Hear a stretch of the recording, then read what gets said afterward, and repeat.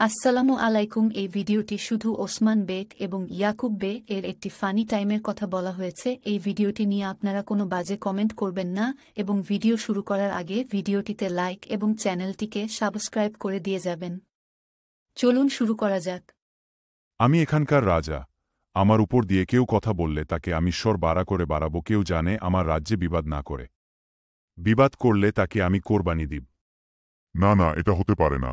আমি এখানকার সুলতান, যে আমাকে মানবে না তাকে আমি কুকুর বড়া করে বাড়াবো এবং তাকে শুটিয়ে লাল করে দেব। সবাই আমার আনুগত্য করব। আমি কি বলেছিলাম? তোমার সাহস কি করে হলো? আমি তোমাকে এবার স্বর বাড়া করে বাড়াবো। তুমি যদি স্বর বাড়ানি না খেতে চাও তাহলে চলে যা। অপমান ওসমান, তোমার গলা অনেক বড় হয়ে গেছে। আমি তোমার পরিবারকে ধ্বংস করে দেব। তোমার ছেলে, তোমার বেটি সবাইকে কিডন্যাপ করে নিব। বাবা, আমি আরহানকে রাস্তায় দেখেছি এবং তাকে ধরার জন্য সৈন্য পাঠিয়েছি। এই শোরের দল, কি ব্যাপার? তোরা আমার রাস্তা আটকে কেন বসলি? সরে যা, না হলে তোদেরকে শোর বাড়া করে বাড়াবো। সরে যা কুকুরের বাচ্চা, কুকুরগুলো সব এক কুকুরের দল।